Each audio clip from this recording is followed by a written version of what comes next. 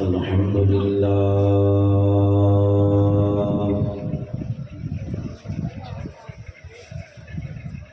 الحمد لله وكفى والصلاة والسلام على أشرف الأنبياء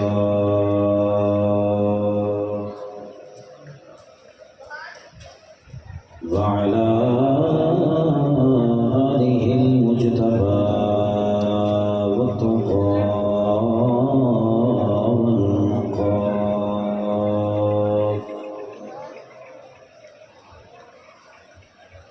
أما بعد فأعوذ بالله من الشيطان الرجيم بسم الله الرحمن الرحيم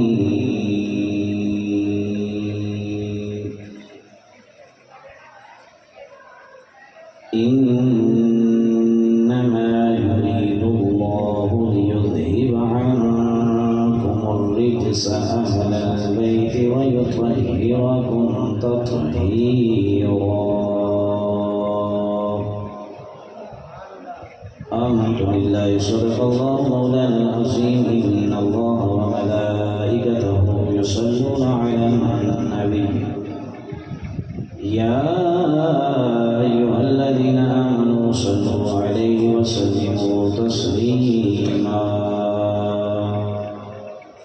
الصلاة والسلام عليك يا سيدي يا رسول الله الصلاة والسلام عليك يا سيدي يا حبيب الله الصلاة والسلام عليك يا سيدي يا رحمة للعالمين وعلى آلك وأصحابك يا سيدي يا نور الله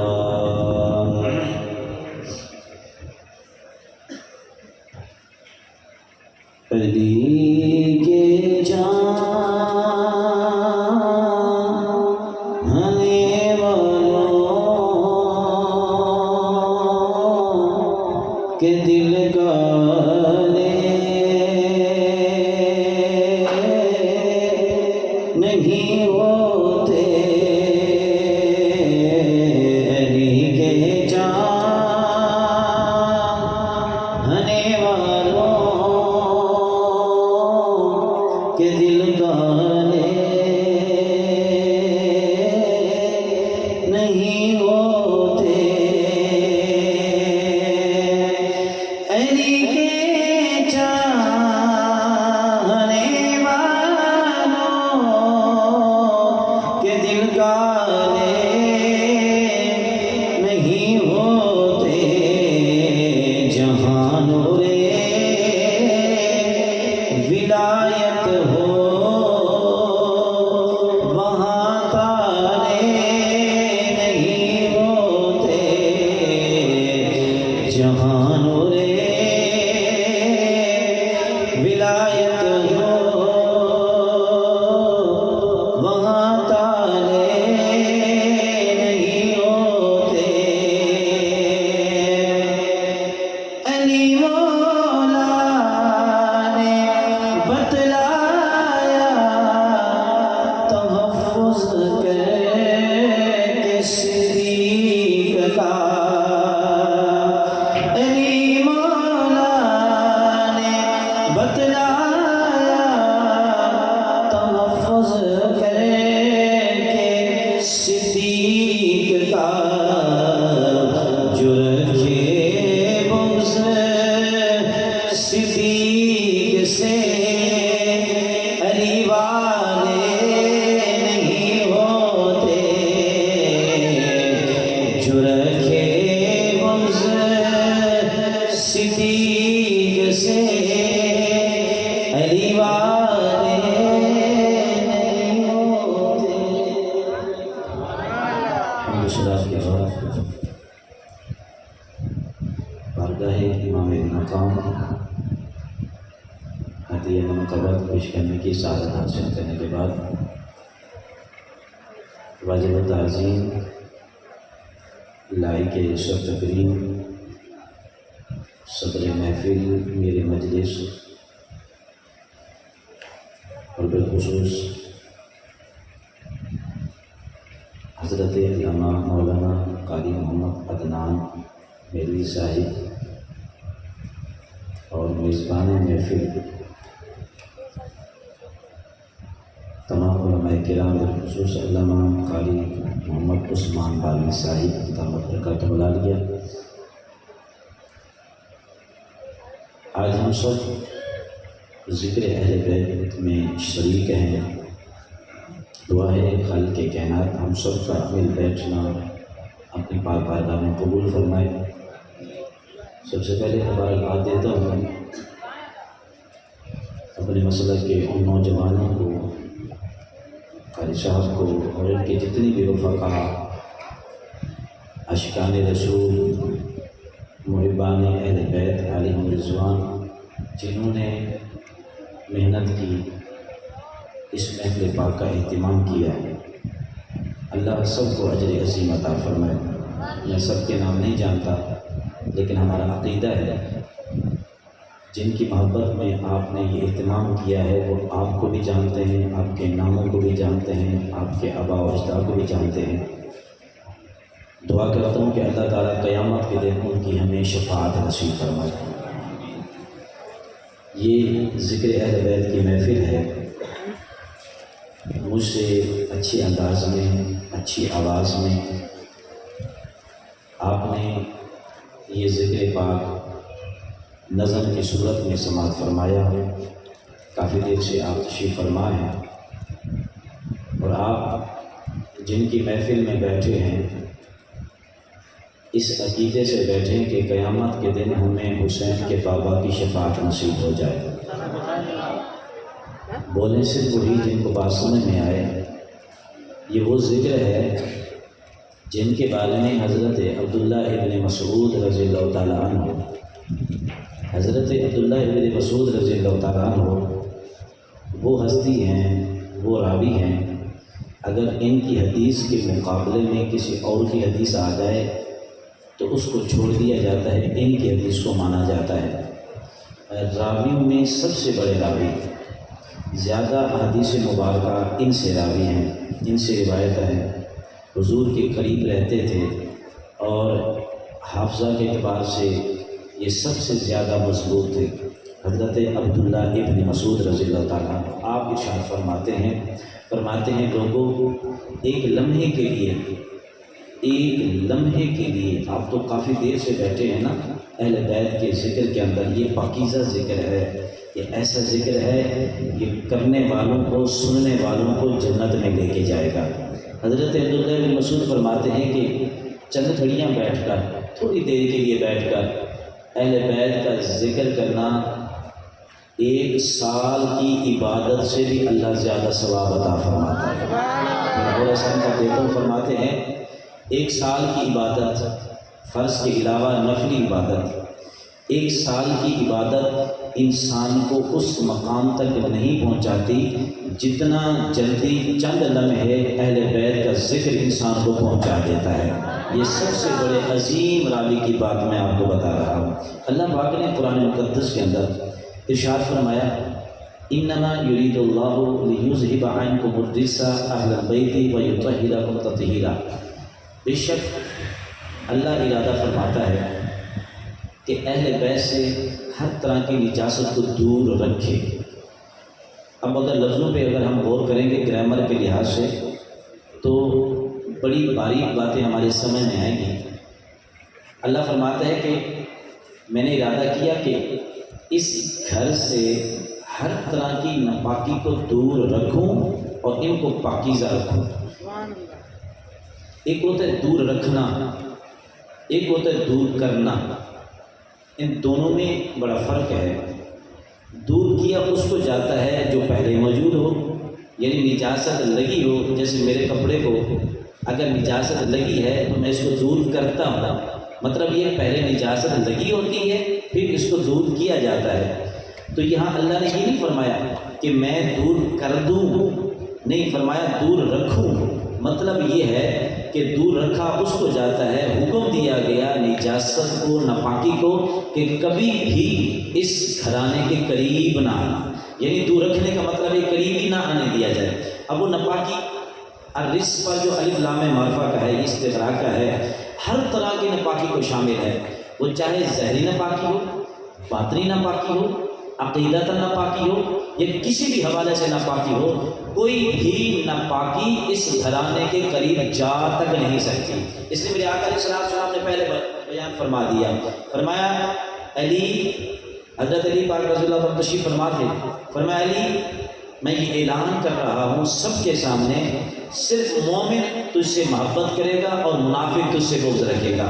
یعنی کہ حضور نے بیان فرما دیا جو علی سے محبت کریں گے، ان سے عقیدت رکھیں گے، ان کا احترام کریں گے، اس گھر کا ادب کریں گے، ان سے محبت کریں گے، فرمایا وہ مومن ہوں گے۔ جو ان سے بغض رکھیں گے، نفرت کریں گے، نکتہ چینیاں کریں گے، برا بھلا کہیں گے، فرمایا کہ حضور نے خود بیان فرما دیا وہ منافق لوگ ہوں گے۔ حضور نے بیان فرما دیا کہ صرف اور صرف مومن اس گھر سے محبت کریں گے، تو جو مومن ہوگا اس گھر کا غلام بھی ہوگا، اس کے قریب بھی ہوگا، ذکر بھی کرے گا، اور جب وہ محبت کرتا ہوگا کبھی کبھی اپنی محبت کا اظہار بھی فرما دیا کرے گا۔ اس لیے حضور نے خود بیان فرمایا آپ جسے محبت کرتے ہیں نا، اللہ اس کے رسول کی رضا کی خاطر، جو حقیقی محبت ہے، سچی شرعی محبت ہے، حضور نے فرمایا کہ اگر تم کسی سے محبت کرتے ہو، اپنے پیر صاحب سے، اپنے دوست سے، کسی انسان سے محبت کرتے ہو، تو اس کو بتانا ضروری ہے کہ ہم جو ہے آپ سے اللہ اور اس کے رسول کی رضا کے لیے آپ سے پیار کرتے ہیں۔ فرمایا بتانا ضروری ہے، اس لیے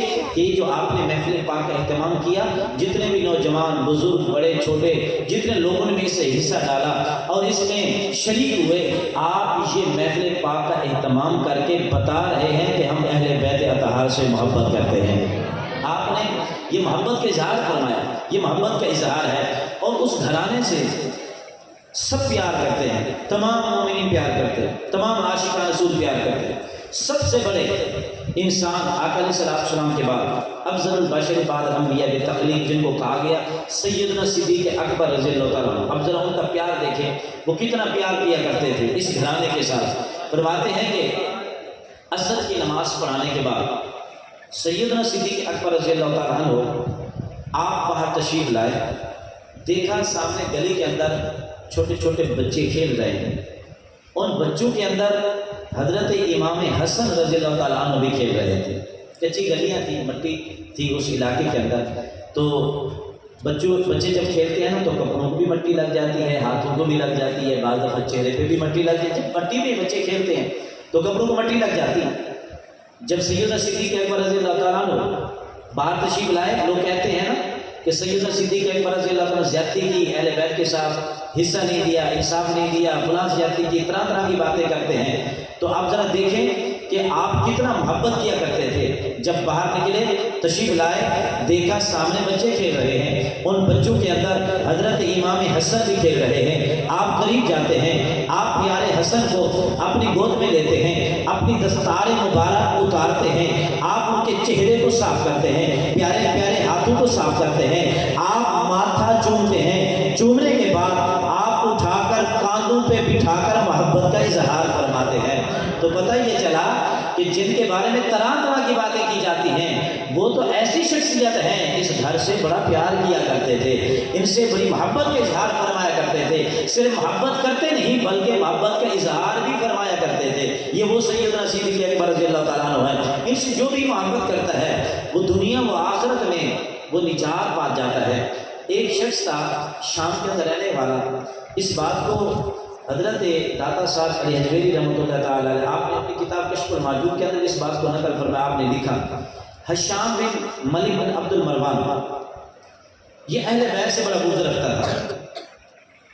حج کا موقع تھا تو یہ جب آیا حج کے موقع پر خانہ کعبہ کا طواف کیا، طواف کرنے کے بعد جب حجر اسود کو چومنے کے لیے گیا نا تو بہت لوگوں کا رش تھا، اس کو موقع نہیں ملا، واپس آ گیا۔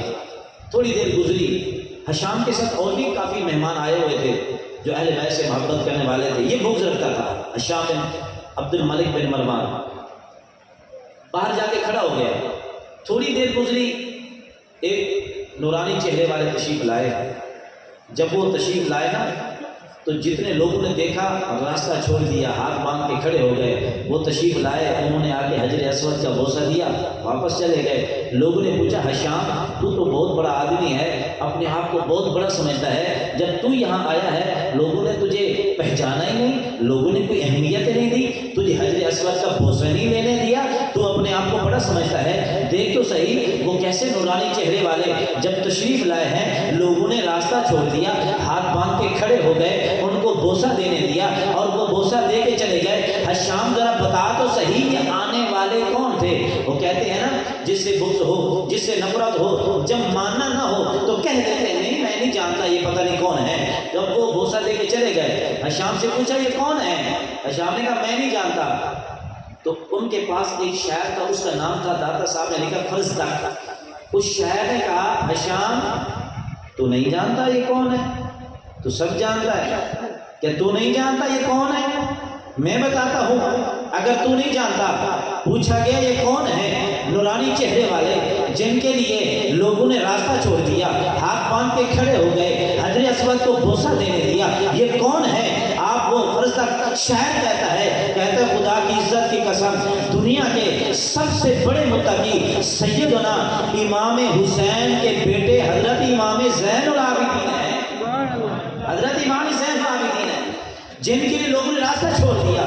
ادھر ہشام کو بڑا غصہ آیا کیونکہ وہ تو نفرت کرتا تھا، وہ تو بغض رکھتا تھا۔ فرزدق نے بہت سارے شعر پڑھے، اشعار کہے جو آپ کی شان کے اندر یہ بات حضرت امام زین العابدین تک پہنچ گئی۔ ایک شاعر ہے، اس کا نام فرزدق ہے، آپ کی شان میں قصیدے پڑھ رہا ہے، آپ کی شان میں اشعار پڑھ رہا ہے۔ آپ نے اپنے غلام سے فرمایا جاؤ گھر دیکھو، گھر میں درہم کتنے رکھے ہوئے ہیں، دینار کتنے رکھے ہوئے ہیں۔ غلام نے گھر جا کر دیکھا 12,000 دینار تھے۔ آپ نے فرمایا لے جاؤ، جا کر اس شاعر کو دے دو اور جا کر کہہ دو حسین کے بیٹے امام زین العابدین یہ فرماتے ہیں تم نے ہماری شان کے اندر قصیدے پڑھے ہیں، ہماری تعریف کی ہے، خدا کی عزت کی قسم ہمارے گھر میں اتنا ہی تھا، سب کچھ آپ کو دے دیا، اگر کچھ اور ہوتا تو ہم وہ بھی آپ کو عطا فرما دیتے، کچھ اور ہوتا تو وہ بھی آپ عطا فرما دیتے۔ اتنے بڑے سخی جو آپ کی تعریف کرتا ہے، خدا کی عزت کی قسم آپ اسے کبھی خالی نہیں رہنے دیتے۔ جو ان کی محفل میں آتا ہے تو گناہوں کا بوجھ لے کر آتا ہے تو خالی جھولی لے کر آتا ہے، جب جاتا ہے خدا گناہ بھی معاف کر دیتا ہے، رحمتوں سے جھولیاں بھر بھر کے عطا فرما دیتا ہے۔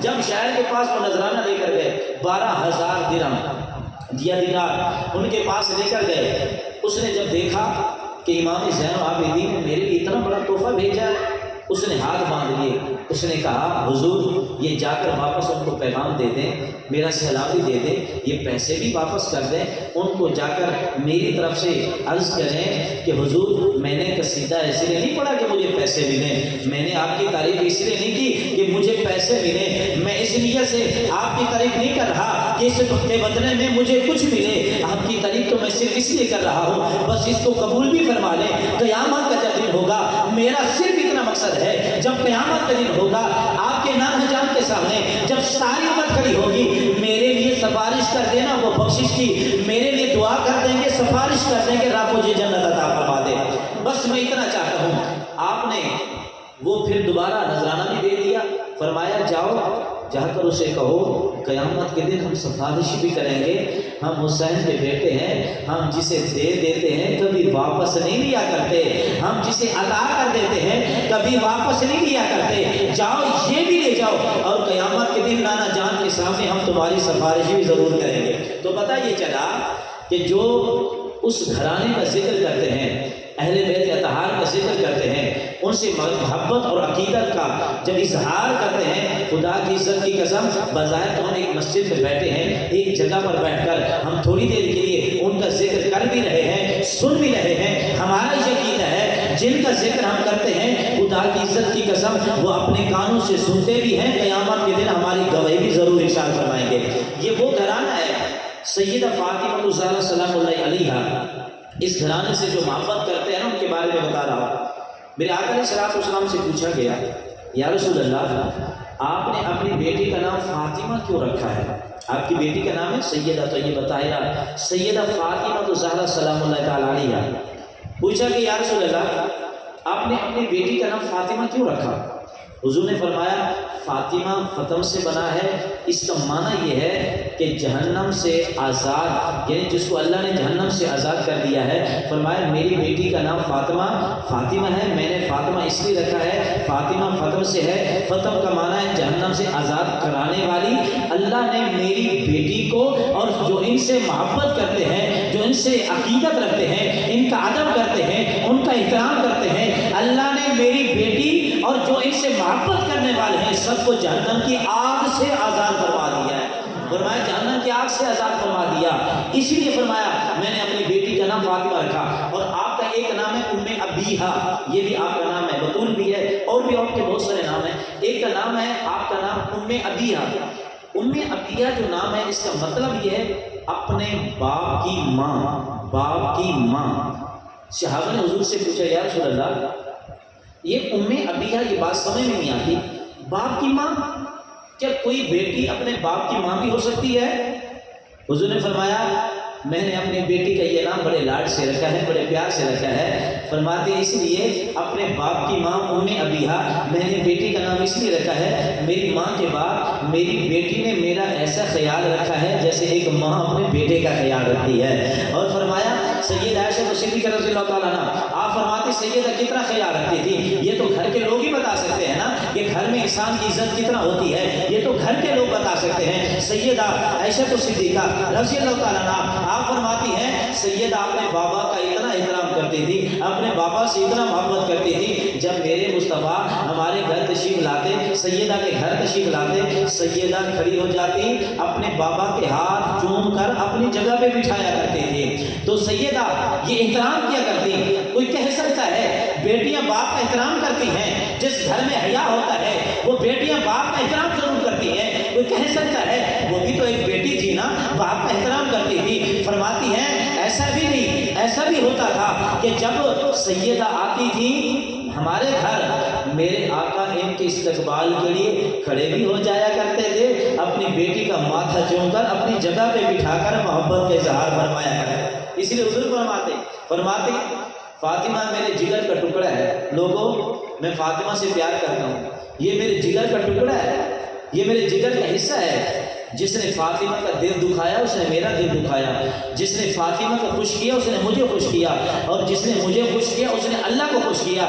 یعنی جس گھرانے پر اہل بیت کے لوگ خوش ہو جاتے ہیں ان پر اللہ بھی راضی ہو جایا کرتا ہے۔ اسی لیے میرے آقا علیہ الصلوۃ والسلام ہمیشہ اپنے حسن حسین سے محبت کیا کرتے تھے۔ یہ وہ شہزادے ہیں حسن، حضرت امام حسن، ان کو حسن پڑھ لو حسن پڑھ لو بات ایک ہے، حسین کو حسین پڑھ لو حسین پڑھ لو، یہ دونوں شہزادے بڑے حسین و جمیل تھے۔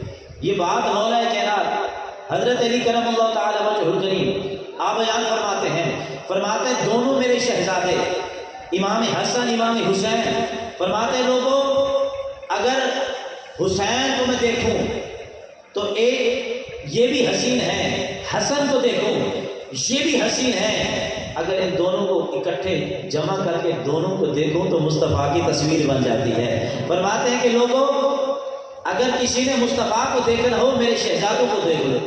یہی وجہ تھی جب آقا علیہ السلام دنیا سے پردہ فرما کے چلے گئے، دور دراز سے صحابہ تشریف لاتے، غلام تشریف لاتے، وہ صحابہ جو آقا علیہ السلام کی زیارت کیے بغیر رہ نہیں سکتے تھے، آقا علیہ السلام کے پردہ فرمانے کے بعد وہ لوگ آتے، آ کر حسن حسین کی زیارت کرتے، اللہ ان کے دلوں کو تسکین عطا فرما دیا کرتا تھا۔ یہ وہ شہزادے ہیں۔ اور سیدہ طیبہ طاہرہ عابدہ زاہدہ سیدہ فاطمہ الزہرا سلام اللہ علیہا، آپ اس امت سے اتنا پیار کرتے ہیں، اس امت سے کتنا پیار۔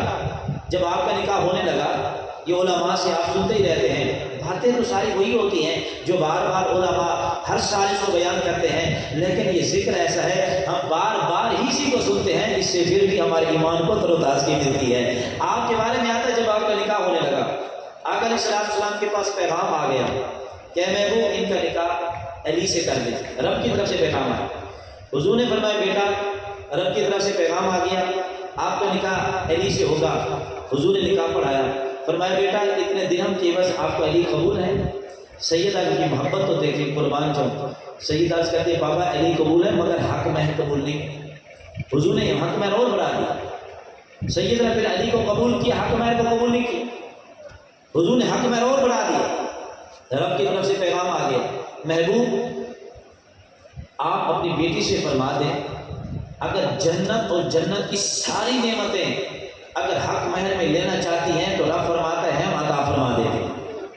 حضور نے پھر دکھا پڑھایا، بیٹا جنت اور جنت کی ساری نعمتیں حق مہر کے اندر دیتا ہوں، علی قبول ہے؟ عرض کرتی بابا علی قبول ہے، یہ حق مہر پھر بھی قبول نہیں۔ رب کی طرف سے پھر پیغام آتا ہے، اپنی بیٹی سے پوچھیں یہ حق مہر میں کیا لینا چاہتی ہے، آج جو مانگے عطا کیا جائے گا۔ سیدہ طیبہ طاہرہ آقا کی بارگاہ میں عرض کرتی ہے، آج اگر میرا رب میرا حق مہر مجھے دینا چاہتا ہے تو یا رسول اللہ میں ہر وقت آپ کو امت کے غم کے اندر پریشان دیکھتی ہوں، ہر وقت روتے ہوئے دیکھتی ہوں، اگر رب آج عطا فرمانا چاہتا ہے میں آپ کی امت کی بخشش کی ضمانت آپ نے حق مہر کے اندر لینا چاہتی ہوں۔ رب کی طرف سے پیغام آتا ہے، محبوب آپ کی امت کی بخشش کی ضمانت ہم نے سیدہ کا حق مہر مقرر فرما دیا ہے۔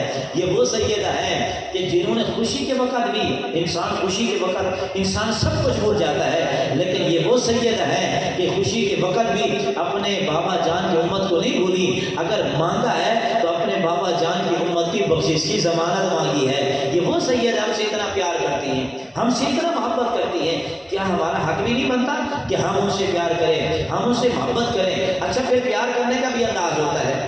اب بندہ سوچتا ہے میں اہل بیت سے پیار کیسے کروں، تو مجھے کیسے پتہ چلے کہ مجھے ان سے پیار ہے؟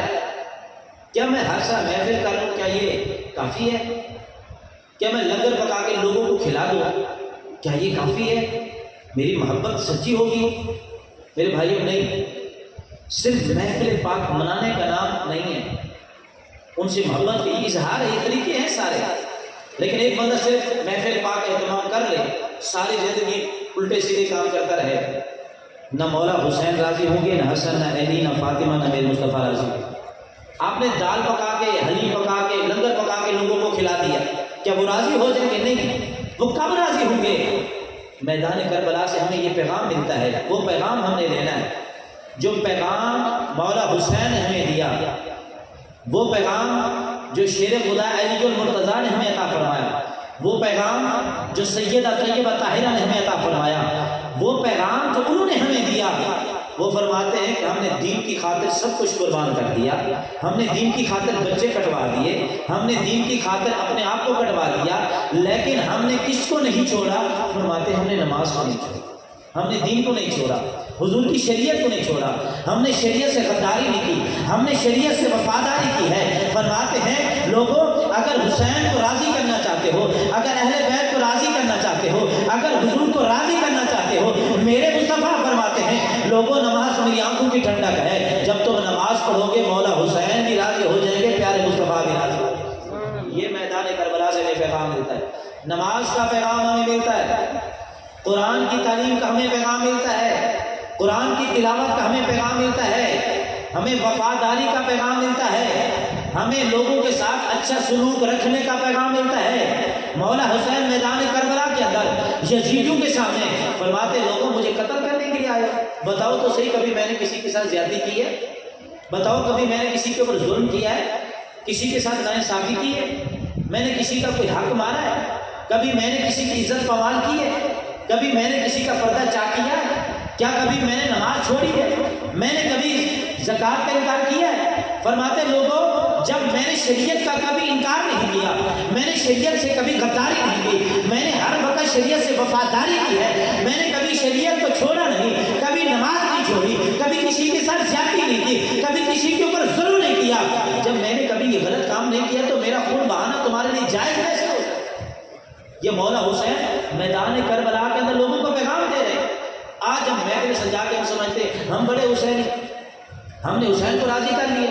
میرے بھائیوں حسین ہمارے اوپر اس وقت راضی ہوں گے جب اللہ اکبر کی صدا آئے گی، مسجد سے آپ مسجد کی طرف جا رہے ہوں گے، جب رمضان شریف کا مہینہ ہے گا آپ روزے رکھیں گے، زکوٰۃ فرض ہو جائے گی سب زکوٰۃ دیں گے، حج فرض ہو گیا جب حج کریں گے۔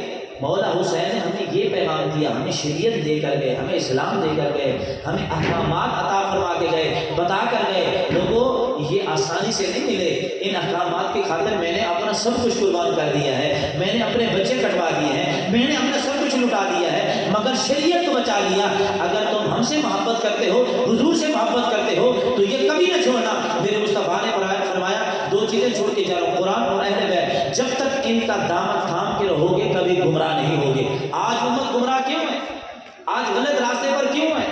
جس سے پوچھو اپنی ہر رسم کو ادا کرتا ہے غیر مسلموں کے طریقے پر، اپنی شکلیں بھی بنواتا ہے تو غیر مسلموں کے طریقے کے مطابق، شادیاں کرتا ہے تو غیر مسلموں کے طریقے کے مطابق۔ ہم نے دین کو چھوڑ دیا، ہم نے قرآن کو چھوڑ دیا، ہم نے اہل بیت کو چھوڑ دیا، تو آج اس وجہ سے ہم رسوائی کا شکار ہیں، اس وجہ سے ہم جو ہے بلندی کی طرف نہیں جا سکتے، اس وجہ سے آج ہمارے حالات یہ ہو چکے ہیں، وجہ ہی ہم نے قرآن کو چھوڑ دیا۔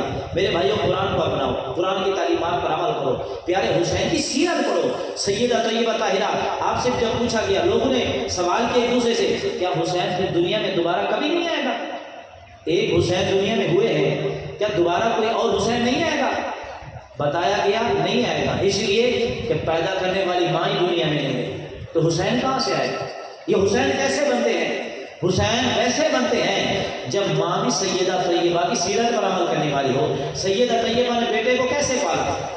ذرا پڑھ کے دیکھیں حدیث مبارکہ، ذرا سیرت پڑھ کے دیکھیں۔ سیدہ نے بیٹے کو ایسے پالا کہ جب بیٹے کو لوریاں دیتی ہیں نا تو لب پہ قرآن ہے۔ آج کل مائیں بچوں کو کیسے پالتی ہیں وہ تو آپ کو بھی پتہ ہے۔ سیدہ جب میرے حسین کو اٹھاتی ہیں لب پہ قرآن کی تلاوت جاری ہے، پیارے حسین کو جب سینے سے لگاتی ہیں لب پہ قرآن ہے، جب دودھ پلاتی ہیں تو لب پہ قرآن ہے، جب گھر میں لوریاں دیتی ہیں تو لب پہ قرآن ہے، جب گھر میں جھاڑو لگاتی ہیں لب پہ قرآن ہے، جب آٹا گوندتی ہیں لب پہ قرآن ہے، جب دودھ بنا کر میرے حسین کو پلاتی ہے تو لب پہ قرآن ہے۔ تو یہ جب تربیت ایسی ہو، اثر بیٹے کے اندر بھی ہوتا ہے۔ ارے جب ماں تربیت ایسی کرے اثر بیٹے کے اندر ضرور جاتا ہے۔ میرے حسین نے ماں کی گود کے اندر فیصلہ کر دیا، اماں جان مجھے اٹھا کر سینے سے لگا کر دودھ پلا کر قرآن پڑھنا یہ تیرا کام ہے، میدان کربلا کے اندر نیزے کی نوک پر چڑھ کے قرآن پڑھنا یہ تیرے حسین کا کام ہوگا۔ جب ماں کی تربیت ایسی ہوگی تو پھر بیٹے کی تربیت بھی تو ویسے ہی ہوگی نا، تو پھر بیٹا بھی جب نیزے کی نوک پہ چڑھ رہا ہوگا تو قرآن کی تلاوت اس وقت بھی جاری ہوگی۔ تو میرے بھائیوں، اسی لیے کہا گیا کہ آج بھی اگر مائیں چاہتی ہیں بچے نیک ہو جائیں، کسی نے کہا منافقت کو مٹاؤ علی علی کر کے، منافقت کو مٹاؤ علی علی کر کے، وضو زبان کو کراؤ علی علی کر کے۔ اگر چاہتی ہیں مائیں کے نیک بچے پھر انہیں دودھ پلاؤ علی علی کر کے۔ یہ وہ گھرانہ ہے کہ اس گھرانے کا اگر کوئی واسطہ دے دے، نجران کے عیسائیوں نے مباہلے کی دعوت دے دی، مباہلے کا چیلنج کر دیا۔ اللہ تعالیٰ نے محبوب کے پاس پیغام بھیجا، فَقُلْ تَعَالُوا نَدْعُ أَبْنَاءَنَا وَأَبْنَاءَكُمْ وَنِسَاءَنَا وَنِسَاءَكُمْ وَأَنفُسَنَا وَأَنفُسَكُمْ ثُمَّ نَبْتَهِلْ فَنَجْعَلْ لَعْنَةَ اللَّهِ عَلَى الْكَافِرِينَ۔ فرمایا محبوب یہ نجران کی صحیح آپ کو کہتے ہیں کہ مباہلہ کریں۔ مباہلہ کا مطلب یہ ہے کہ ایک میدان میں جمع ہو جاتے ہیں، آپ بھی آ جاؤ ہم بھی آ جاتے ہیں، آپ اپنی عورتیں لے کر آؤ ہم اپنی عورتیں لے کر آتے ہیں، آپ اپنے بچے لے کر آؤ ہم اپنے بچے لے کر آتے ہیں، میدان میں جمع ہو جاتے ہیں، اللہ سے دعا کریں گے یا اللہ ان دونوں میں سے جو سچا ہے وہ رہ جائے، جو جھوٹا ہے وہ تباہ ہو جائے، وہ ہلاک ہو جائے۔ حضور نے فرمایا ٹھیک ہے، وقت مقرر ہو گیا۔ اب وہ لوگ بھی آنے لگے، ادھر سے حضور جا رہے ہیں۔ حضور کس کو لے کے جا رہے ہیں؟ ایک سیدنا علی المرتضیٰ ہیں آپ کے ساتھ، ایک سیدہ فاطمہ ہے، حسن حسین ہے، آگے آگے میرے مصطفیٰ، پیچھے پیچھے علی، درمیان میں سیدہ، دائیں بائیں حسن حسین۔ یہ قافلہ جا رہا ہے مباہلہ کے لیے۔ جب وہاں جانے لگے عیسائیوں نے بڑے بڑے عالموں کو جمع کر لیا۔ جب عیسائیوں کے بڑے عالم نے دیکھا نا یہ قافلہ آ رہا ہے، حسن حسین آ رہے ہیں، مولا کائنات آ رہے ہیں اور سیدہ بھی آ رہی ہیں، حضور بھی تشریف لا رہے ہیں۔ جب اس عیسائیوں کے بڑے عالم نے دیکھا وہ کہنے لگا اپنے عیسائیوں سے، کہنے لگا خدا کی عزت کی قسم جو میں دیکھ رہا ہوں وہ تمہیں نظر نہیں آ رہا۔ آج بھی اگر اپنی بھلائی چاہتے ہو نا تو ان سے معافی مانگ لو، ان سے مباہلہ نہ کرو اور ہار مان لو، شکست قبول کر لو، ان کا مقابلہ ہم نہیں کر سکتے۔ وہ پوچھنے لگے کیوں؟ کہنے لگے جو ان کے ساتھ دو شہزادے ہیں نا میں ان میں وہ باتیں دیکھ رہا ہوں، وہ چیزیں دیکھ رہا ہوں، اگر یہ دونوں مل کر شہزادے دعا کر دیں، کہہ دیں یا اللہ ادھر کا پہاڑ ادھر کر دے، وہ کہنے لگا اگر انہوں نے یہ دعا کر دی اللہ ادھر کا پہاڑ ادھر کر دے گا۔ یہ وہ شہزادے ہیں اگر انہوں نے دعا کر دی نا کہ کہ یا اللہ اسے ہی ختم ہو جائے، ان کا نام و نشان مٹ جائے، ان کا نام و نشان ختم ہو جائے۔ خدا کی عزت کی قسم قیامت تک کے لیے ہمارا نام و نشان مٹ جائے گا، ہمارا نام و نشان ختم ہو جائے گا۔ بھلائی اسی میں ہے، ان کا مقابلہ نہ کرو، ان سے مباہلہ نہ کرو، ان سے شکست قبول کر لو، ہار مانو، اسی میں بھلائی ہے۔ خدا کی عزت کی قسم انہوں نے حضور کے سامنے گھٹنے ٹیک دیے، کہنے لگے حضور ہم آپ سے مقابلہ نہیں کرنا چاہتے، ہم مانتے ہیں ہم جھوٹے ہیں، ہم شکست قبول کرتے ہیں، ہار مانتے ہیں، آپ ہمیں معاف کر دیں، آپ ہمیں رہنے دیجیے۔ آقا علیہ السلام نے چھوڑ دیا، بتانا یہ چاہتا ہوں وہ چلے گئے، عیسائی چلے گئے، ہار مان کے چلے گئے، شکست قبول کر گئے۔ لیکن جو بات بتانا چاہتا ہوں، انہوں نے ہار قبول کر لی، تسلیم کر لی، شکست قبول کر لی۔ یزید نے مقابلہ کیا، ابن زیاد نے، شمر لعین نے مقابلہ کیا، ہار تسلیم نہیں کی۔ بتائیے آپ جس علاقے میں چلے جائیں آج بھی آپ کو عیسائی نظر آتے ہیں، ہر علاقے میں آج بھی عیسائی نظر آتے ہیں۔ جس علاقے میں چلے جائیں یزید کی اولاد کہیں نظر نہیں آئے گی، ابن زیاد کی اولاد نظر نہیں آئے گی، شمر کی اولاد کہیں نظر نہیں آئے گی۔ وجہ یہ ہے جو ان کے مقابلے میں آئے وہ ہمیشہ ہمیشہ کے لیے مل گئے، جنہوں نے ہار تسلیم کر لی وہ قیامت تک کے لیے ان کا نشان و نام باقی رہے گا۔ یہ وہ ہستیاں ہیں ان کا کبھی مقابلہ نہیں کیا جا سکتا۔ یہی وجہ ہے سیدنا صدیق اکبر رضی اللہ تعالیٰ کے بعد لوگ برا بھلا کہتے ہیں ان کا حق ادا نہیں کیا، فلاں چیز موقع پر ان کے ساتھ زیادتی کی، فلاں کچھ کیا، طرح طرح کی باتیں کرتے ہیں۔ جو جیسے کہتا رہے، ہمارا یہ عقیدہ ہے، ہم اس بات کو تسلیم کرتے ہیں پہلے خلیفہ سیدنا صدیق اکبر، دوسرے خلیفہ سیدنا عمر فاروق، تیسرے خلیفہ سیدنا عثمان غنی، چوتھے خلیفہ سیدنا علی المرتضیٰ کرم اللہ تعالیٰ وجہہ الکریم۔ آپ کے بارے میں آتا ہے جب سیدنا صدیق اکبر رضی اللہ تعالیٰ عنہ آپ جانشین مقرر ہوئے، آپ مصلی امامت پر کھڑے ہیں، ادھر لوگوں نے اعتراضات شروع کر دیے، کہنے لگے ہم ان کو امام تسلیم نہیں کرتے، امامت کے حقدار سیدنا علی المرتضیٰ ہیں، ہم ان کی امامت کو تسلیم نہیں کرتے۔ آپ نے ہاتھ میں تلوار لی، باہر جا کر کھڑے ہو گئے۔ سیدنا صدیق اکبر رضی اللہ تعالیٰ عنہ آپ مصلی امامت پر کھڑے ہیں، پہرا دینے کے لیے سیدنا حضرت علی المرتضیٰ کرم اللہ تعالیٰ وجہ الکریم تلوار دے کر آپ باہر دروازے کے اوپر کھڑے ہیں۔ آپ فرماتے ہیں لوگوں میرے مصطفیٰ نے حضرت ابو بکر صدیق کو ہمارا جانشین مقرر فرمایا ہے، خلیفہ مقرر فرمایا ہے، امام مقرر فرمایا ہے۔ خبردار اگر کسی نے سیدنا صدیق اکبر رضی اللہ تعالیٰ عنہ ان کی امامت پہ شک کیا، اگر کسی نے تعام و تشریح کی، اگر کسی نے ان کے اوپر کسی قسم کی بات کی، فرمایا اگر میرے قریب آ گیا میں علی اس کی گردن اڑا دوں گا، مجھے کسی قسم کی پرواہ نہیں ہوگی۔ سیدنا ابو بکر صدیق رضی اللہ تعالیٰ عنہ آپ مصلی امامت پر کھڑے ہیں، حضرت علی المرتضیٰ تلوار لے کر پہرا دیتے ہیں۔ اسی لیے شاعر نے کہا کہ علی مولا نے بتلایا تحفظ کرے کہ صدیق کا، علی مولا کہنا آپ امامت کے لیے ان کو کھڑا کر کے آپ وہاں پہ پہرا دیتے ہیں۔ آپ فرماتے لوگوں ہم سے محبت کرنے والا اس وقت محبت کا دعویٰ کرے، سب سے پہلے ابو بکر سے محبت کرے، سب سے پہلے عمر فاروق سے محبت کرے، سب سے پہلے عثمان غنی سے محبت کرے۔ جو ان سے محبت کرے گا علی المرتضیٰ اس سے منہ لگائیں گے، جو ان سے محبت نہیں کرتا علی اس سے منہ نہیں لگائیں گے۔ جو ان سے محبت نہیں کرے گا علی کبھی اسے منہ نہیں لگائیں گے۔ اس کے حضور نے فرمایا علی جنت میں وہ بندہ جائے گا جس کو جنت میں جانے کا ٹکٹ آپ عطا فرمائیں۔ ایک مرتبہ علی المرتضیٰ کرم اللہ تعالیٰ وجہ الکریم کو دیکھ کر حضرت ابو بکر صدیق رضی اللہ تعالیٰ مسکرانے لگے۔ وجہ پوچھی گئی، آپ نے فرمایا کہ مجھے حضور کا وہ فرمان یاد آ گیا، حضور نے فرمایا کہ جنت میں وہ بندہ جائے گا جس کو جنت میں جانے کا ٹکٹ علی المرتضیٰ عطا فرمائے۔ علی المرتضیٰ آپ نے فرمایا ابو بکر پھر پوری بات کریں نا، حضور نے ساتھ یہ بھی تو بیان فرمایا تھا جنت میں جانے کا ٹکٹ علی دیں گے، پر دیں گے اسی کو جس کے سینے میں ابو بکر عمر عثمان کی محبت ہوگی۔ اسی لیے شاہ نے کہا کہ علی مولا نے بتلایا تحفظ عمر کا، علی مولا نے بتلایا تحفظ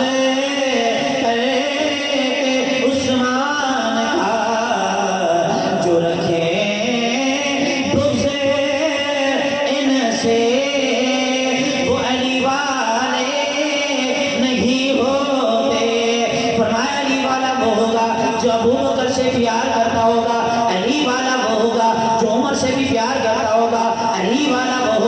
جو عثمان سے بھی پیار کرتا ہوگا، ابو بکر کو پہلا خلیفہ، عمر کو دوسرا خلیفہ، عثمان کو تیسرا خلیفہ، علی کو چوتھا خلیفہ، جو تسلیم کرے گا حضرت علی جو مرتضیٰ فرماتے ہیں قیامت کے دن میں جنت کا ٹکٹ اسے عطا، جنت میں جانے کا ٹکٹ اسے ملے گا جو اس ترتیب سے پیار کرے گا۔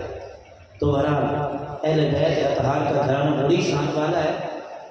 اس گھرانے کے ساتھ تمام صحابہ بھی پیار کرتے تھے۔ جو صحابہ کے بارے میں باتیں ہوتی ہیں فلاں فلاں سے کسی نے کوئی زیادتی نہیں کی، حضور سے سیکھنے والے، حضور سے پڑھنے والے، انہوں نے محبت کا اظہار بھی کیا، سب کچھ ہوا، سب حضور کے گھر والوں سے محبت۔ قرآن جب نازل ہو رہا تھا سیدنا ابوبکر صدیق موجود تھے، انہوں نے قرآن سنا، پڑھا، حضور سے سیکھا۔ کیسے ہو سکتا ہے انہوں نے زیادتی کی ہو؟ کسی نے کوئی زیادتی نہیں کی، اور یہ سب من گھڑت باتیں ہیں۔ ہمارا عقیدہ ہے ہم صحابہ سے بھی پیار کرتے ہیں، اہل بیت اطہار سے بھی پیار کرتے ہیں، اور جو ان سے پیار کرے ہم ان کا بھی ادب کرتے ہیں۔ اور یہی آخر میں یہی پیغام دوں گا کہ اس پیغام کربلا، میدان کربلا سے ہمیں یہ پیغام ملتا ہے کہ ہم حسین کی سیرت پر عمل کریں۔ میری مائیں بہنیں سیدہ فاطمہ زہرا سلام اللہ علیہا، ان کی سیرت پر عمل کریں، ہم اپنی مسجدوں کا بات کریں، ہم دینی احکامات کو اپنائیں، ہم دین سے محبت کریں، قرآن سے محبت کریں، اپنے بچوں کو قرآن کی تعلیم دیں، اپنی بیٹیوں کو قرآن کی تعلیم دیں، بیٹیوں کو جو لازمی طور پر آپ ترجمہ و تفسیر کی تعلیم ضرور دیں، تاکہ ہماری بیٹیاں ان کو ترجمہ تفسیر قرآن سے ہی پڑھنا آ جائے۔ تو یہ بہترین تحفہ ہے۔ اولاد کو اگر آپ تحفہ دینا چاہتے ہیں، حضور نے بیان فرمایا، اولاد کو ہر بندے کی چاہت ہوتی ہے، خواہش ہوتی ہے میں اپنے بیٹے کے لیے بڑا گھر بنا دوں، بڑی گاڑی اپنے بیٹے کو دوں، یہ خواہش ہوتی ہے ہر بندے کی۔ بعض میں آپ نے بھی دیکھا ہوگا، باپ چلا جاتا ہے، بیٹا سب کچھ برباد کر دیتا ہے، سب خراب کر دیتا ہے، بیچ دیتا ہے، عیاشیاں کرتے کھا جاتا ہے۔ آپ اگر اپنی اولاد کو جو ان کا نصیب ہے وہ تو ملے گا، جو آپ چھوڑ کے جائیں بیٹے مالک ہوں گے، لیکن اگر اپنی اولاد کو بہترین تحفہ دینا چاہتے ہیں حسن ادب سکھائیں، حسن ادب سکھائیں۔ بچہ ادب کب سیکھے گا؟ جب قرآن پڑھے گا۔ اب بیٹوں کو قرآن کی تعلیم ضرور دیں، بیٹیوں کو قرآن کی تعلیم دیں، بیٹوں کو قرآن کی تعلیم دیں۔ حضور نے فرمایا اپنے اولاد کو 3 چیز کی تعلیم دو، قرآن کی تعلیم دو، اپنے نبی کی محبت سکھاؤ، اہل بیت اطہار کی محبت سکھاؤ۔ ہم نے دنیا کی اور تعلیم میں مہنگی تعلیم کا انتظام تو کیا ہے، نہیں دی تعلیم تو قرآن کی تعلیم نہیں دی۔ میرے بھائیوں، قرآن کی تعلیمات پر عمل کریں، قرآن سے محبت کریں، دین سے محبت کریں، نماز سے محبت کریں۔ اللہ تعالیٰ ہم سب کا یہ مل بیٹھنا، یہ ذکر خیر کرنا، اللہ تعالیٰ ہم سب کے لیے ذریعہ نجات بنائے۔ آمین۔ وآخر دعوانا الحمدللہ۔